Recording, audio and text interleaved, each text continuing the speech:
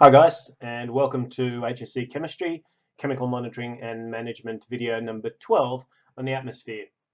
So we've covered the first three sections. We've looked at why scientists communicate and why it's important to monitor and manage chemical reactions. What are the sorts of changes that can occur in the presence of different types of reactants, or at least in the presence of different concentrations of different reactants. How we can shift equilibria, particularly in the context of the Haber process, and also how we can identify different anions and cations present in solution, both in large and small quantities. So now we want to move on to looking at the atmosphere. What are we monitoring? Why do we monitor it? How do we monitor it? And what are some of the consequences of the different substances that are present in the atmosphere? So firstly, let's have a look at the just an overview of the Earth's atmosphere. And this particular diagram is one that I'm going to refer to a couple of times, so I've scattered it through a couple of these different slides. The first thing to notice is that the atmosphere is basically the collection of gases that sit above the surface of the Earth. They extend, well, they extend infinitely really, but we sort of talk about the atmosphere as extending to a distance of around about 600 kilometers above the Earth's surface. One of the things that we notice about the different layers in the atmosphere is that different things happen at certain points. And you'll actually notice from this diagram that there are certain places where the temperature in particular seems to be trending in a certain way and then changes. Each of these changeover points marks the boundary between different layers of the atmosphere. The layer that we experience most is the troposphere, and that extends up to about 15 kilometers above the surface of the Earth. The next 35 kilometers dominated by the stratosphere, and then the mesosphere and the thermosphere. And the relationship between these is all to do with the differences in the way that temperature changes through each of these spheres. And we'll have a look at that in a little bit more detail. One of the things that's important to notice though at this stage is when the temperature is dropping, so when temperature drops through a portion of the atmosphere, it allows for convection. That is, warm air from one place rises and spreads out, and then it's cooled. So as it rises, it's cooled and it can spread out, and this creates convection cells. It also means it's much easier for gases and any other pollutants that may be released as well to mix. So this happens particularly in the troposphere. Anything that we release from the burning of fossil fuels, from our cars, from industrial processes, the carbon dioxide that's released is mixed fairly evenly through the troposphere because of this setting up of convection cells. The same is not true of the stratosphere. In the stratosphere, the temperature rises as we increase in altitude. And as a consequence of that, air is not being cooled, and therefore there is no circulation of the gases. It's much more stable. For that reason, the ozone layer remains in this region and is fairly stable in that region, which is kind of a good thing, because if ozone was closer to the surface of the Earth, then we would have a significant problem. Ozone in the troposphere is dangerous to life on Earth. So let's have a look at each of these in just a little bit more detail. The first and most important thing about the troposphere is you're breathing gases that are present in it right now. Not only that, about 75% of the atmosphere by mass is concentrated in the troposphere. In fact, about 99% extends up to around about sort of the level above the stratosphere and into the mesosphere. That's pretty much where everything is. It gets very, very, very, very thin. The air gets very thin up above the stratopores. But we'll look at that in another slide.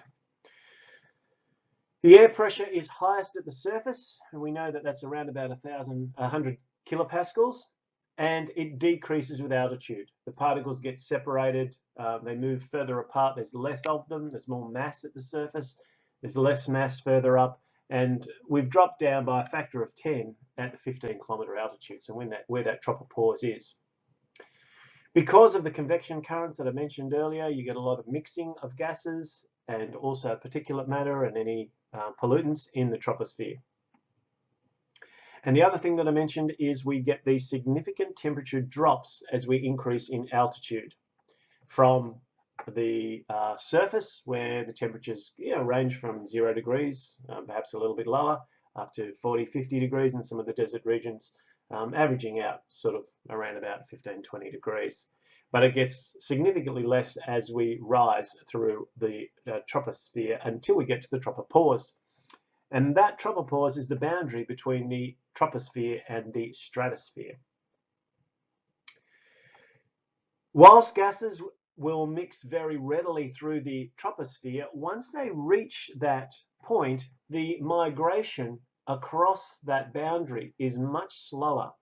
And as I said, that's because you've got warm air pushing down on cooler air. And so therefore it traps it. It doesn't allow it to mix as evenly through the stratosphere. Similar is true for water. So most of our clouds, most of our weather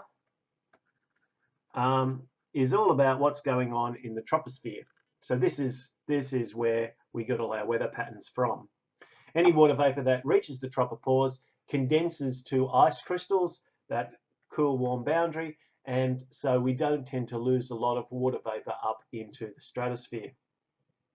The other thing that we notice is that the depth of the troposphere actually varies between the equator and the poles. So it's very cold at the poles, so that brings the layer down. The tropopause will actually occur closer to the surface of the Earth, and it'll be further away at the equator because of the warmer air. The layer above the troposphere is the stratosphere, and it's about 35 kilometers in thickness, and it contains the same main gases as we saw in the troposphere. I didn't mention those, but I shouldn't have to. Dominated by nitrogen and oxygen, a bit of argon and carbon dioxide and things like that. Most of the others are in trace elements. We find the same ones present in the stratosphere with one very important addition, and that is the presence of ozone. And we'll look at ozone in a little bit more detail in this topic. But the key things at this point are that we get another, well, 100-fold decrease in the atmospheric pressure, and again that's because the molecules are starting to thin out. Most of the mass is contained within these two. You notice down the bottom here, almost 100% of the Earth's atmosphere in terms of its mass is present in the troposphere and the stratosphere. So once we reach about 50 kilometers, there's very little mass remaining in the atmosphere. Initially, the stratosphere temperatures are fairly stable for about 9 kilometers, and then we get this increase, and that increase with altitude is what traps a lot of the particulate matter down in that layer around where the tropopause is. It also keeps the ozone layer sitting in above that. So it's just above this region, and that is where it does its main good. We know that the ozone layer is there to filter out ultraviolet radiation, and that's very, very important, particularly as they relate to incidences of melanoma. We want a nice ozone layer in order to make sure that we get protected and some of that ultraviolet radiation is protected from reaching the surface of the Earth.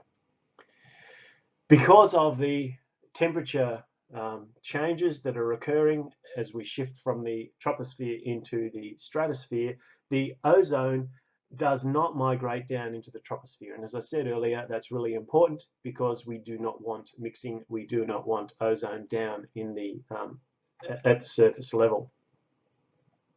The highest concentration of ozone is about halfway through. It's 8 to 10 parts per million, so we're still talking about very low values, but sufficiently enough to ensure that we have that protective aspect of the ozone layer. Little vertical mixing is occurring for the reasons that I mentioned earlier, so that air is very dry and stable, and most of the time pollutants will not migrate through into the stratosphere. But if they do get there, then they're usually going to stay there for very long periods of time. They're not going to go anywhere. At the top of the stratosphere, before we move into the mesosphere, is the stratopause, and it's around about -2 to 0 degrees.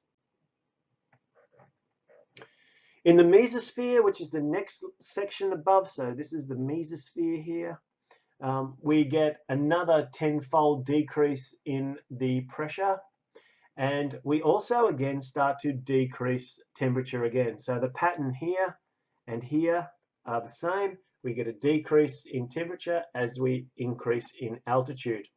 And so what that means is it's getting very, very cold right near the top of the mesosphere. Now, the problem, of course, is that if you want to try and measure the temperature up here with a thermometer, you have to have something that's going to actually interact with the thermometer. And we have very few particles present up here. Most of them have been contained within the first 2 layers of the atmosphere, so you can't even really get your readings from your thermometers. So this is a very, very cold, nevertheless, this is a very, very cold region. We can also talk about the thermosphere, which is the layer above the mesosphere, and we know thermo means heat.